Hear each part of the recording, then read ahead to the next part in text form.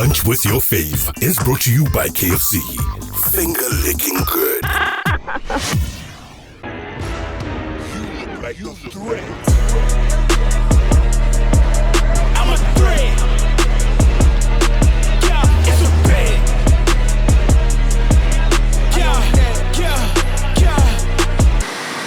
Definitely worth licking the finger for. It's KFC bringing to us, or to you rather, when I might lunch with your fave. And today's fave is Nature Inga right now and right here in the studio. For you to engage with us, WhatsApp us on +267 3911066 and be part of this conversation. For now, let me hear from the queen herself, Mother Nature. Hi, Nature. Hi, how are you? I'm good. I was teasing you, Mother Nature.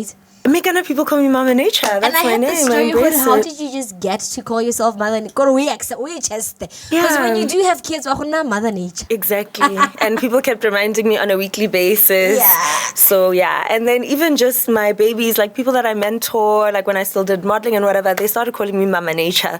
So yeah, they're my babies. I'm their mama, so it's fine. For somebody who's tuned in and tell her, oh, that's Mama Nature. And for starters, you mentioned modeling.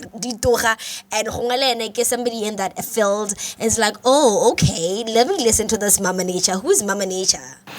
So Mama Nature is, I think most people will know me from my modeling days. I was Miss World Supermodel 2015. And yeah, modeling is definitely, I think even up till now, people still think I model, but I don't. So. No, it's been a long time since I've left the modeling industry. I still mentor, I help young and upcoming models. But I do not model myself. So I currently work as a creative director in the marketing and media field, and I'm also a human rights advocate. Let's start with the human rights advocate. Oh, Black Friday. Let's start with that. December, Mama. It's December 1st. December. My tongue is already at the home village. You feel me? I like that. You went to 𝗕𝗏𝗰𝗵 Fellowship. Yes. And take us through that. So I am a U.S. Embassy baby. I'm a Fulbright scholar. So the U.S. Embassy of Botswana sponsored me. Let's rewind. You're what now? A Fulbright scholar. I love it. So I was sponsored by the U.S. Embassy to go to the States. I went for 1 year. They've got lots of different programs of different durations. Mine was the 𝗕𝗏𝗁𝗵 program, as you mentioned, which is a 1-year program. And I went specifically for human rights. So I was learning human rights, specifically law and policy related to gender and gender equality. And so I did that for a year. It was super cool. My goal was really to learn practical steps that are now happening in such a developed country in that field so that I can learn practical ways to use those tools and kind of translate them into a context that makes sense for Botswana. You know? Yeah.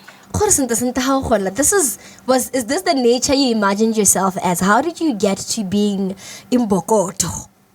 It's funny because I've really never changed. This has always been me. In fact, I think my parents, my family were very shocked when I started doing other things, modeling, music. That was shocking to them because I come from a family of human rights advocates and people. My father has always worked in that space all his life. He wanted me to be a social worker. His sister worked for the Red Cross all her life.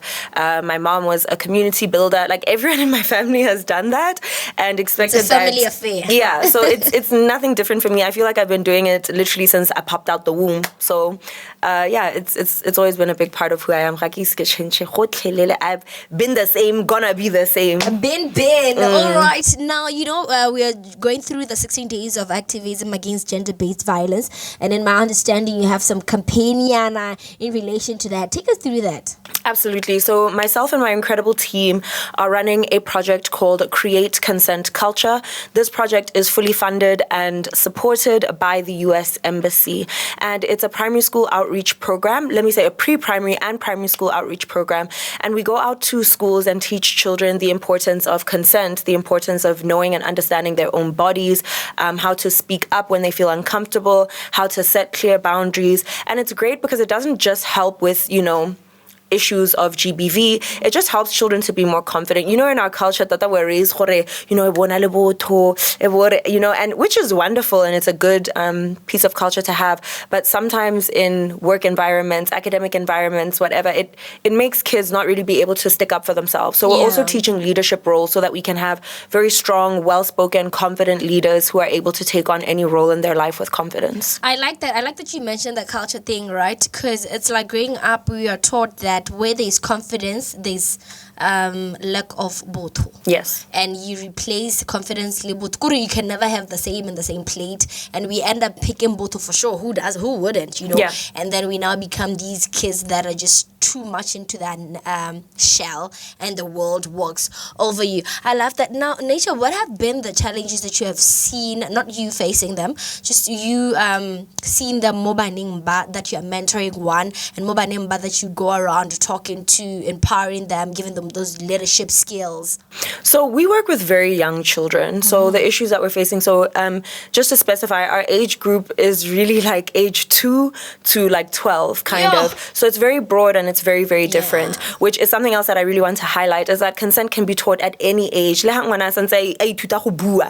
can still actually teach them those valuable lessons. So there are different challenges, but really most of them is, like you were saying, finding that balance of like, okay, but how can I, for example, stick up for myself but not disrespect my parents? We want to make it clear that we want you to respect your parents, listen to your guardians. They are there to keep you safe and to raise you well. So it's those kinds of balances between things. There's issues of sometimes, unfortunately, the adult in question that should be the one taking care of and nurturing a child is the one inflicting harm on a child to different extents and levels. So there are lots of challenges that we're seeing and facing, and I'm sure we're going to see far more of them when we begin traveling, because right now we're doing the Gaborone and surrounding areas for the next month, and then we'll be traveling out into the rest of Botswana. We are going to visit 𝗕𝘁𝘁𝘵, 𝗪𝗂𝘁𝘁, Francistown and 𝗪𝗂𝘃𝘃. So we're definitely trying to cover as much ground as we can. You enjoy working with kids, don't you? I do, yes. Was that the reason that made you write up that book, 𝗕𝗂𝗄𝗄𝗃, Ask Me First? So yes, actually. So I think that I love working with kids, but I don't only work with kids, you know? So for me, when I was in the States, I essentially created a thesis. So I wrote an entire thesis of 5 practical steps and areas that we as Botswana need to focus on in order to change our society. And one of those, of course, has to be children. They are the future. Every single decision that we make now as an economy, as a nation, as a society will affect them, and they will be the ones living with the repercussions. So they are at the forefront. In my opinion, they're the most important people. But I also want to work with men. I also want to do perpetrator rehabilitation. I also want to do first responder training. I also want to do, there's lots of other things that I not just want to do, that I will do, and that are going to happen. But yes, I wrote that book, Ask Me First, truly inspired by, I have a niece and a nephew who I'm absolutely obsessed with. And it scares me sometimes to think about what a scary world they're growing up in. And I wrote that book really for them. I wanted to read something to them that was fun and that was easy for them to understand, to teach them boundaries, and to be able to kind of express their likes and dislikes in a safe and fun way. And that book is now being used as well as training material during our outreach program. So that's really cool. It's a cool book. It's been a cool book, hey? Was it the only book that you've written? Is it the only book you've ever written? It's the only book I've ever published. Is it? Oh, no, I get you. Now, there are more books coming soon. Up. You mentioned something about perpetrator rehabilitation. Yeah. What's that? This is a tough one because every time I talk about Botswana, people want to fight with me. The attack that's gonna come. The first thing is that you want to rehab. Who did what now? Yeah, and you know what? I understand people wanting to fight with me. It's not even something where I feel like people are they're wrong or whatever, because I want to be so honest about the fact that when I left for the States, I didn't believe in perpetrator rehabilitation. In my mind, I was like, a killer is a killer, a rapist is a rapist. Like that's just, it's how they are. It's what they do. And I was very triggered in the first 2 months that I started doing the work. I was triggered. I was sitting in rooms with people that have done these things, listening to them, and I was just mad. I was just angry. Yeah. But, I think I had to start asking myself first of all, why we don't believe in it, and second of all, what is more effective? So when you look at the statistics, there is actually an 80% reduction in people re-offending after receiving rehabilitation. So I think it's that thing of, Tata, we want revenge. You know, when someone has done something wrong, we're angry, we want revenge, we want, you know, kore, you know, but we're not actually thinking of, okay, ke batla revenge, but for our society, what is better? For someone to go in, receive punishment, and then come out and do it again? Or for someone to go in, receive rehabilitation, and then when they come out again, our society is safer because they have less of a chance of doing it again. Because the reality is, the way that our laws are set up now, the way that everything is set up now, they're going to come out again. They're going to come out again. Yeah. So do we want them coming out and doing the same thing? Or do we want to at least try our best to lower the chances of that happening by rehabilitating them? And again, people don't want to empathize with people that do this. People don't want to sympathize with people that do this, which I can understand. But the reality is trauma repeats itself, and trauma is often a cycle. And a lot of the people that are doing this are people that have had it done to them, are people that didn't grow up with the nurturing and the care that they deserved, because every human being deserves that.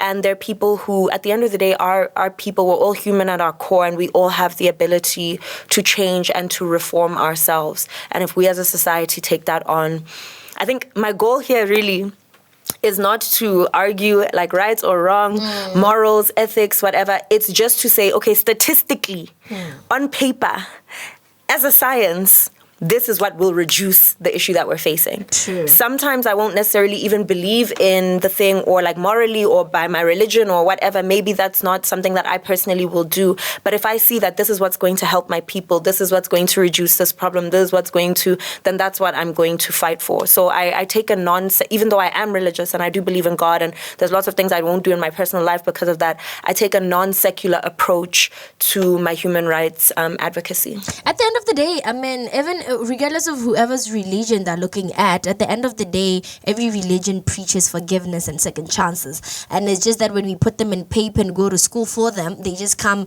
as rehabilitation, as understanding, blah, blah, blah. But it's still a second chance, bro. Yeah. Still a second. Anybody deserves that. Alrighty, enough about you and your human rights lifestyle. Let's talk about Nature, the artist. How do you...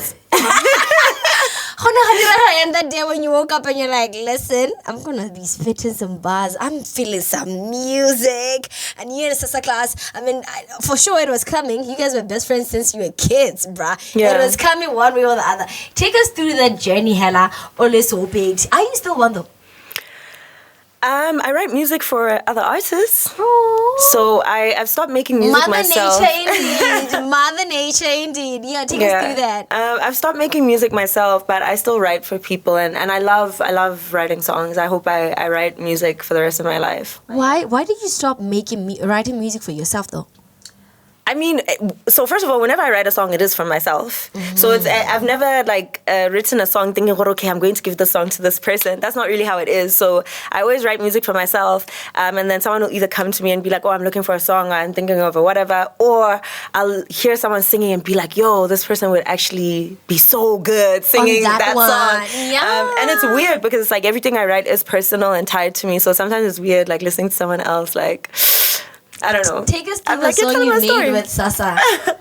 What was the inspiration? So Sasa and I actually have so many songs together. I think only 2 of them were ever actually released, but they're out there.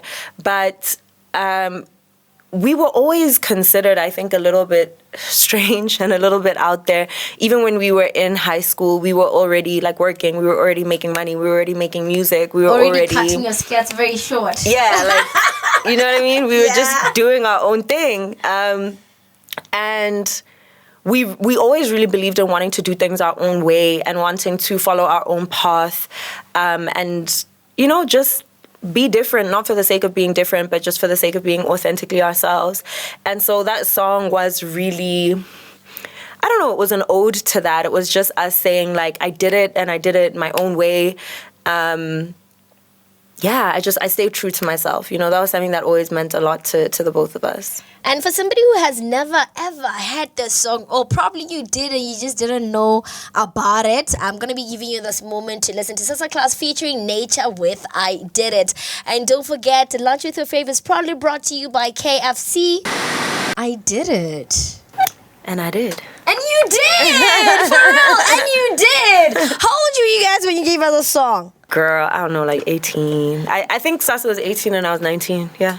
I also, what's so funny is you've always been one person that validates everyone's dreams, you know? And I think you guys giving us the song, it's just another song to listen for validation, to affirm you, to validate you, to remind you how you can do it. I hope so. I hope it's an affirmation for people. It is. That was your motive when you guys gave us this piece, right? It still is. Alrighty, now. Maloba kana ke bona ore 𝗕𝗏𝗏𝗰𝗵 bari ko shopong. Because you tattoo at the back. What about tattoo 𝗕𝗏𝗏𝗰𝗵? Wait, let me share my story with you before you get to that one. So I'm with 𝗕𝗂. We're doing our makeup before we do the runway. So I'm like, I am 𝗕𝗂. I'll talk makeup, bona memo. Motsa foundation ela IML. Mutotso tsale munde. Jo. Ngwana mai, tell me why 𝗕𝗂 took me through a whole series of you're not gonna discriminate me. Period. Because you're not. Period. I ended up having to be taught how to know. I'm a Botswana. Period. From here and here. And just because I'm light skinned doesn't mean I'm naturally beautiful. I want those lashes. I'm like 𝗕𝗂. I stand by what I said. 𝗕𝗂's eyebrows are naturally bit to the gods already. Nardo jana go ka 𝗕𝗂. Yeah, no, ba mo khonne ko shopong wa rene bone ba re urne. Ga ba khona le ga ile sepe. Ga ba khona le ga ile sepe. Just talking nonsense. So this is your life. Every single day, literally, yes. Take us through the shop incident. Every single day. You know what? So I don't know, because I didn't really express this on the video that I posted, but I actually, to this day, I don't know if it was like, so there was two guys, like, and I don't actually know if it was them that made the statement, because when I turned around, 𝗕𝗏𝗏𝗰𝗵, and there was two other people. One of them actually worked for the shop, standing there. So actually, was it the two guys by 𝗕𝗏 those guys are right? 𝗕𝗏𝗏𝗰𝗵, I don't know. But anyway, no, as long as born 𝗕𝗂. I'm at work. Edit that part, huh? I'm sure you're asking me about it. Nah, I'm like, edit. I'm at work. My GM is listening. I'm trying to keep this job. Listen, I'm a child of God. Hella. Edit. Let the other content go missing. No, and I couldn't never wear like a tattoo. It's so long. Strong. Because I can sit for a long time. Hella give it a tattoo. Hella the speculation. She also likes other things in a painful man. She must like it rough. And the whole time that speaking students, I think you're not understanding. Of course. People never think I understand Setswana. What killed me is you didn't even wait to get home to tell us the story. You literally had to tell us in the same store. What the same store? Can I have a full stop? Now we can have phone. Kirba tung bam jim. Kopa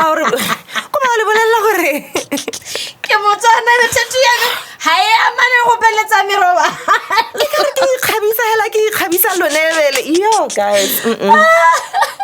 So you go through this incident of somebody feeling Motswana. No, every day. I mean, the worst, like, you know, I was just talking about my Miss World Supermodel experience. And I remember when I came back, the government of Botswana posted me, yada, yada. And I think 98% of those comments, thousands of people commented, and 98% of those people were saying, oh, Botswana guy, wana rona guy, orayang, mutho wa se Miss Botswana ke Miss England, boela ko tswang teng, tsamo Botswana, hewe, le rata mayelo bone lona, le rata eng. It was literally just people insulting me. I was like, guys,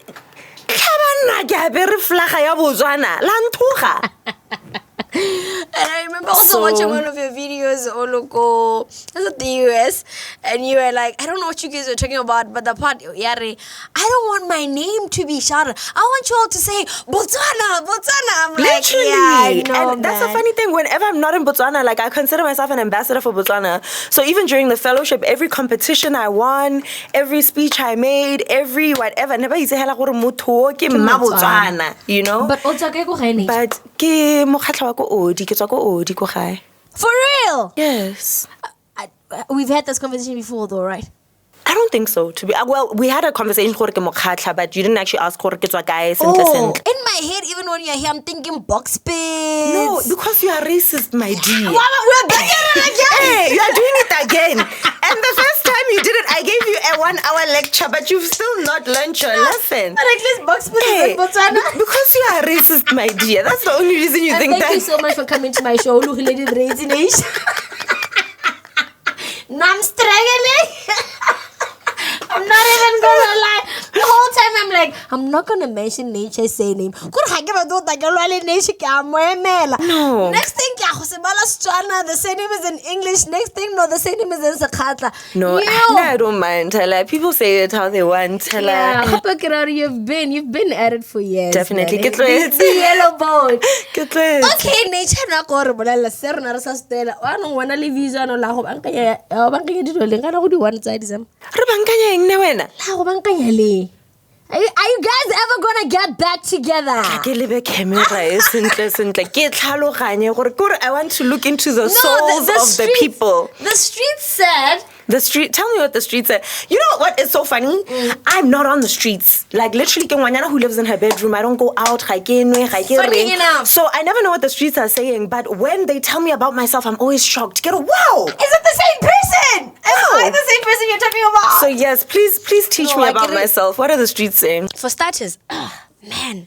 You know, guys, now I just want to say, and I love 𝗕𝗏𝗄 from the bottom of my heart. I love 𝗕𝗏𝗄, but I'm not saying this in a hateful manner, and he will know this obviously because Gamorata. But I'm sick and tired of every interview 𝗕𝗏𝗄.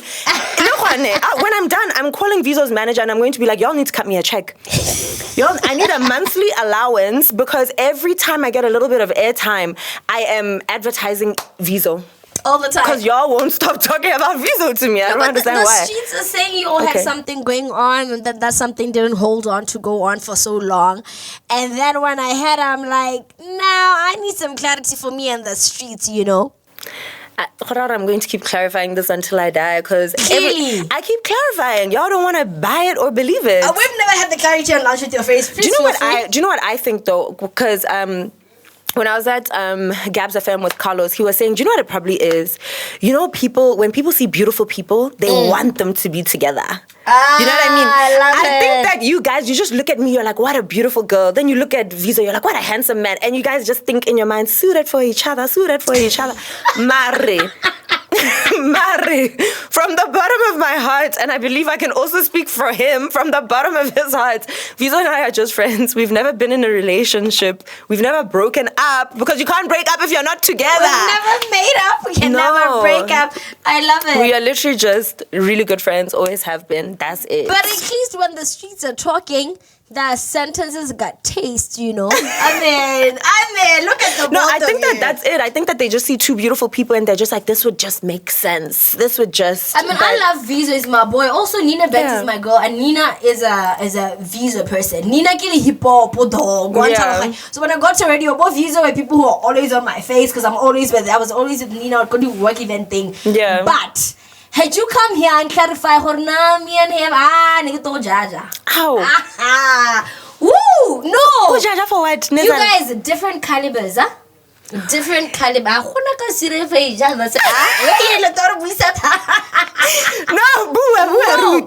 like you people are, you and 𝗕𝗏𝗄, friendship-wise, for sure. He's a very, very. I thought you meant even friendship-wise, it's not making sense to you. No. Friendship-wise, he's a safe aura. He's such a compassionate person. Oh, you mean relationship-wise? Yeah, no, I agree with you. Not even. Doesn't look like your type, huh? Even psychologically, still in a relationship. But friendly, the mindset is alright. It's just my friend. I don't know what is my type, babes. No, actually, okay, yeah. What do you think my type is? Okay, and in me saying this, it has nothing to do with visa. No, Alright. you just said so confidently he's not your type. So I'm Yeah, and wondering. you're not his either. And I'm wondering, Yeah. what's my type? Let's go. Your type for starters, it's either he's driving a BMW. So my type is money.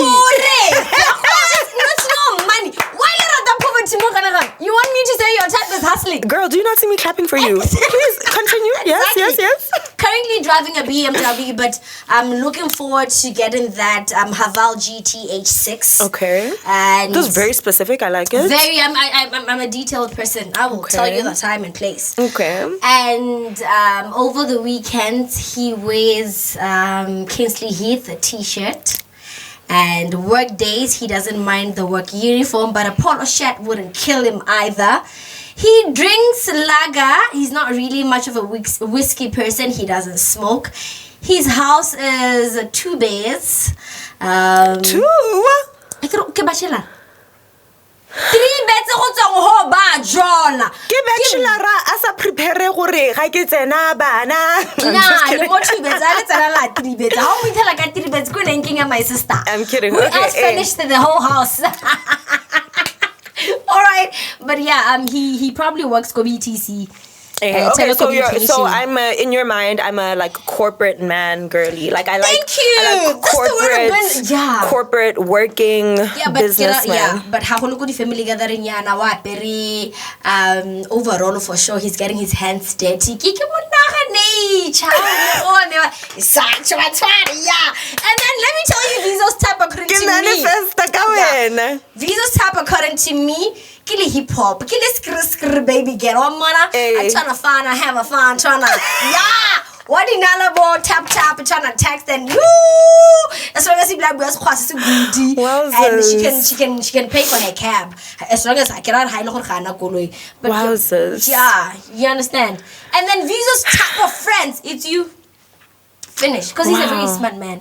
It's not them personal. Wow. No, I mean, this is interesting. I'm learning a lot about myself. I'm learning a lot about my friend. Type? Is that your type? Not specifically, but I'm into that.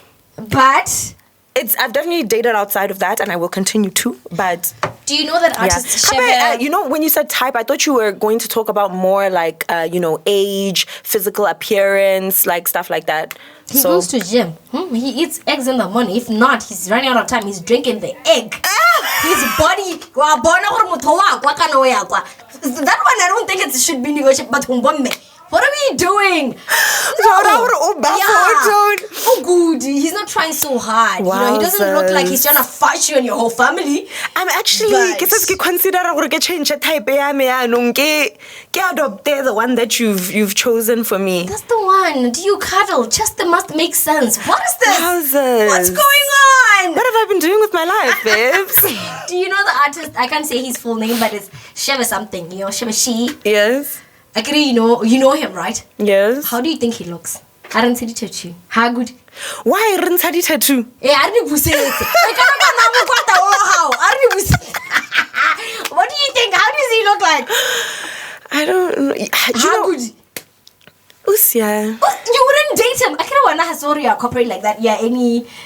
But come on, have you seen him? I don't think I would date, which is so funny because I remember that interview I did and people on the streets, because y'all love to speculate about me. Yeah. 𝗕𝗏𝗁𝗃𝗃 only dates rappers, but actually I don't think I date a rapper. I have in the past, but I don't think I'd do that. I mean, I love words of affirmation. Maraskatan send the lyrics. Yo, never date out. No. What if dealing romantic in the babes? No, I keep them going. Speaking of PS, oh my love. First of all, how are you saying that on radio for the nation to hear, because you could not torture that information out of me? You're saying you used to dedicate men romantic song lyrics and you're not embarrassed. You're just saying it in 2023. And now when you say you're just saying it out loud for the world to hear. Better. Wow. What, you know, skinny delivered. I was not yet I applaud your bravery. worthy to be A woman. The Navy SEALs could not torture that information out of me. Hey, I would be, even when I get to the pearly gates and God says, we need to analyze what you did to see where you are going. That one never, but my God, that one never. I gotta get embarrassed. Even embarrassed. Hey guys, I like a man. That's so embarrassing, first of all. And you're out here sending Beyonce love song lyrics. Okay. I like that you touched that. Let me tell you a little story about me. So I want to be cool and friends, not necessarily friends, but just cool with my exes. Yeah. Right? Oh my life! But there's this one ex. That one, never. I have so much I want to say to you. Not even my DIS will help me talk about that. I don't remember him. No, I don't have never any shared exes. Oxygen with him. I don't have any exes. Wow. I don't know why you're laughing. I literally have never had a boyfriend in my life. Gents, please do better. No, it's not. No footprints, nothing. No, I don't. I don't understand why we're laughing. I've literally never had a boyfriend in my life. You're yet to find a husband. I don't have any exes, correct? If I find a husband, like, that's cool and that's great. But, you know, as a proud born-again girly, anything that happened in the past, it's a sin, not an ex. You are gonna be that parent who are, let's in that time and Naki let's go to what she did, Mama. It's a king. Alright, Nature, back to business. Oh my God, you're killing me. Alright. Now, you've been a role model to a lot of girls, right? Even those that you have never mentored. Also, just from the way you carry yourself. And I liked one thing that you mentioned while we were having this cool chat. You're never in the street. You're never in the street.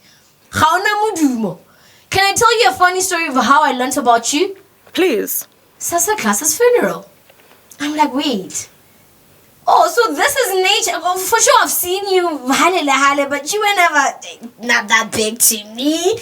And then from then on till today, it made perfect sense. You're just, you're minding your business. Out of all 100%. The places you stick your nose, your business is where you're at. 100%. I mean, that's not entirely true. I mind my own business, and I also mind the business that pays me. Yeah, for sure. But those are the only businesses that I mind. If you hear about the money, I ain't paying it. That's it. Yeah, so now for somebody who'd like to, engage with you in terms of mentorship of any kind, for starters, what kind of mentorship do you offer? So, actually, I don't offer mentorship, and I want to make that so clear. No, unfortunately, I just don't have the time. I think that when someone has a mentor, it's something that should really be prioritized, like where someone has like time to like really be one-on-one with you and, advise you and be able to meet with you and guide you in the right direction. There's a lot of people that come to me for advice, that come to me for counseling, guidance, etc. I just stray away from calling myself their mentor because I'm just very honest about the fact that, okay, but, I'm traveling a lot. I've been out of the country for 2 years. I just came back this year. It's whatever. So I think I have more people that call me their mentor, but it's not officially, literally, technically true. It's just I'm happy to help anybody when I can. If I can send an opportunity somebody's way, I do. If I've got the time to chat, if I've got the time to whatever, but I honestly just don't have the time to take somebody under my wing one-on-one the way that I would like to. I try to post a lot of inspirational and helpful stuff and engage with people even in my DMs, but that's really the best I can do at this stage because... I love the honesty. You're not trying to make yourself relevant by saying you offer mentorship. You're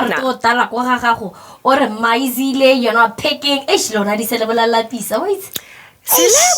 Yeah. And I want you to think back to what you just said and see how can I be a celeb if you didn't even know who I was? Nature. You just you just said yourself. Nature. I stay off the streets. I'm not a celebrity. You are. Nah. You don't need to be out there for us to feel you like that, man. Come on now. All right. So, any projects you're working on for 2024? What should we be expecting from Nature? I mean, obviously, beside traveling, The whole world? What should we expect from you? I receive. In Jesus' name, amen.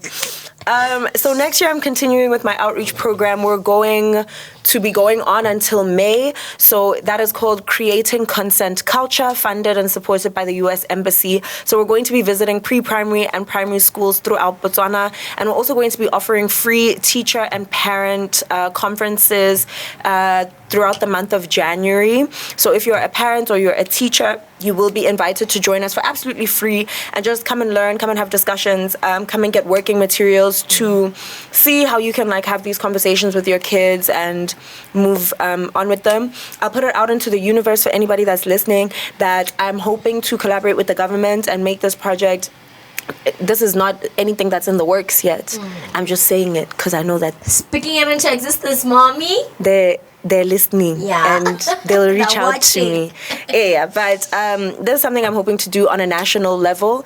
So I'm hoping that the government will collaborate with me on this project so that we can continue beyond the May deadline and keep doing this and educating our children. So that's something else I hope to do. I will be engaging in speaking events. I spoke at more conferences, workshops this year than ever before. So I am available to speak at any human rights, gender-related, motivational, etc.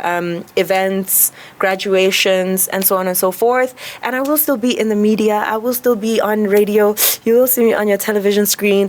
I'm going to be working in my media and my marketing and my everything that I do. People are like, oh, what do you do? I'm like, I do everything. Yeah, superstar. I move everything. I move everything.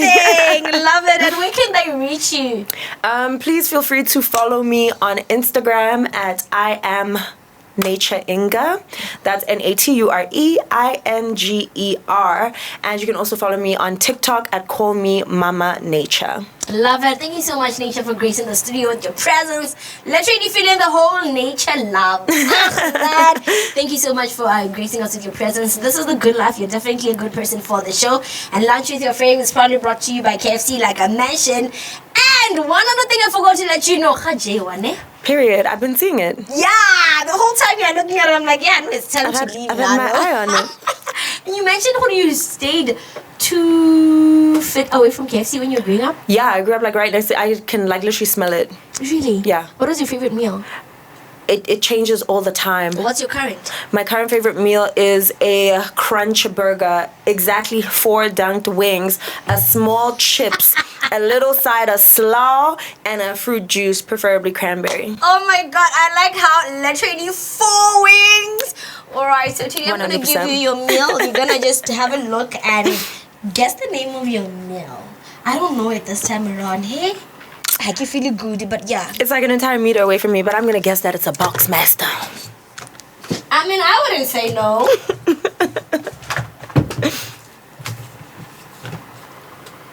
There you go. Thank you. O boleletsa la gago o go akometseng ka festorong ga go dile ba malapa le ba ditsala kwa go iwa KFC ka malapa le ditsala, not the other way around, huh? No. If he's starving, KFC, that's why in 24 hours. Yeah, 𝗕𝗏𝘁𝘁𝗵. Yeah. You're catching strays, babe. Vincent, please rush to your nearest KFC. Yeah, what's the name of the meal? Okay, what's that? I think this is a box master, right? What's inside? I think it is. Is this a box master? Is that what it's called? I don't know. It looks like a wrap to me. It's not the wrap, girl. Love it. I love that you know your things. Yeah. Kopa go nna ambassador wa KFC. They're listening. And for you, Ngwanama, who stayed tuned in, we have a few messages. Somebody asked for Nantos. The song that we already played. I did it. 𝗕𝗏𝘁𝘁𝗵, I think it's a he. 𝗕𝗏𝘁𝘁𝘁𝗵, at least. You don't know it's a he, my girl. It's 2023. Yeah.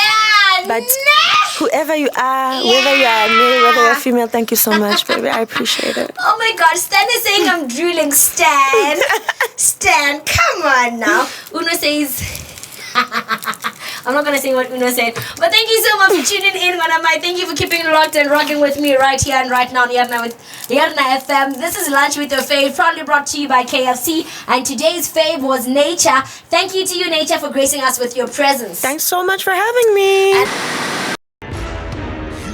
You look like a threat. I'm a threat. Yeah, it's a bad. Yeah. Lunch with Your Fave is brought to you by KFC. Finger licking good.